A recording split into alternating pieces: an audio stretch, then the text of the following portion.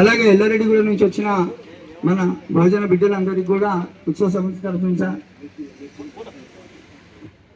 NSO national coordinator అయిన జయవర్ధన్ గారికి, అలాగే వారితో వచ్చిన సన్నిహితులందరికీ ఉత్సవ సమితి తరఫున ధన్యవాదాలు, జయభీములు తెలియజేస్తూ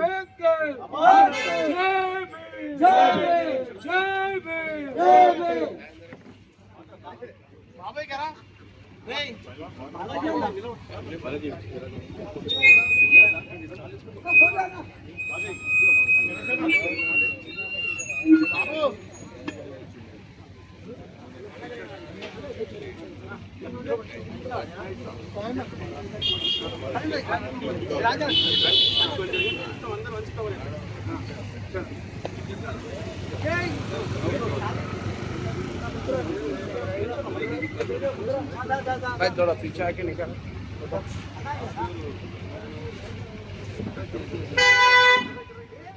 कितना फोटो निकालूंगा यार, बहुत निकाल दिया फोटो।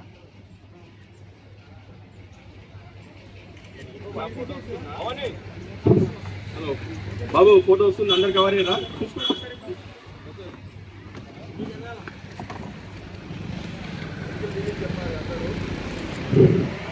फोटो తీసుకో।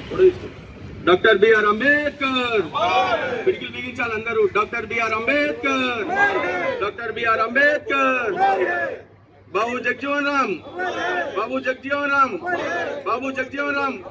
డాక్టర్ బిఆర్ అంబేద్కర్ అమర్ है, अमर है, अमर है, अमर है, अमर है, अमर है, अमर है, अमर है।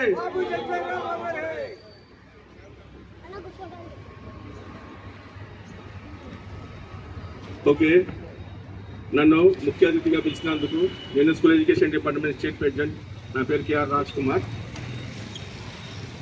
ఇక్కడ వేదిక అలంకరించిన మన చైర్మన్ గారు సురేష్ గారు, అదేవిధంగా బీసీసీఎల్ సెక్రటరీ బాలాజీ గోస్వామి గారు, అదేవిధంగా మా టీఎన్జిఎస్ వైస్ ప్రెసిడెంట్ శంకర్ గారికి, ఇక్కడ ఉత్సవ సమితి బాబు జగజీవన్ రావు, అదే డాక్టర్ బిఆర్ అంబేద్కర్ ఉత్సవ కమిటీ సభ్యులందరికీ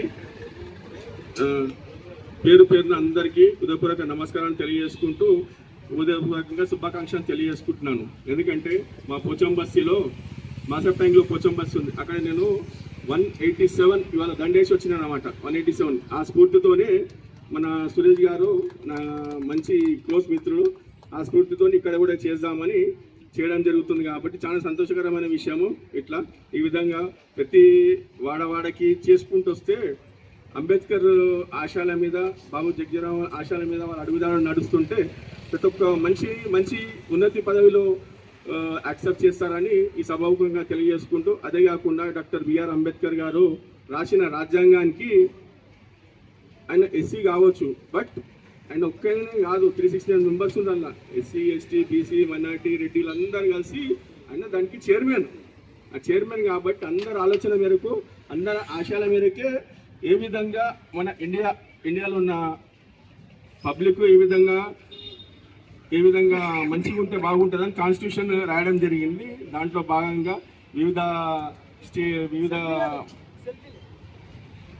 కంట్రీస్ తిరిగి అక్కడ లేబర్ విషయాలను సేకరించి ఆ విధంగా రాయడం జరిగింది. కాబట్టి అది చాలా మహత్తరమైన కాన్స్టిట్యూషన్ ఆఫ్ ఇండియా. దాని ప్రకారంగానే మనము ప్రతి ఒక్క లాని ఆ ప్రకారంగా మనం నడుచుకోవడం జరుగుతుంది. ఇండియాలో పబ్లిక్ మన భారత రాజ్యాంగం ప్రకారంగానే వేరే కంట్రీ వాళ్ళు కూడా మనది కూడా అది చదువుకొని వాళ్ళు కూడా వేరే వాళ్ళ కంట్రీ కూడా బైలాస్ ప్రిపేర్ చేసుకుంటారు. కాబట్టి మనము ఇంత మహత్తరమైన రాజ్యాంగాన్ని మనం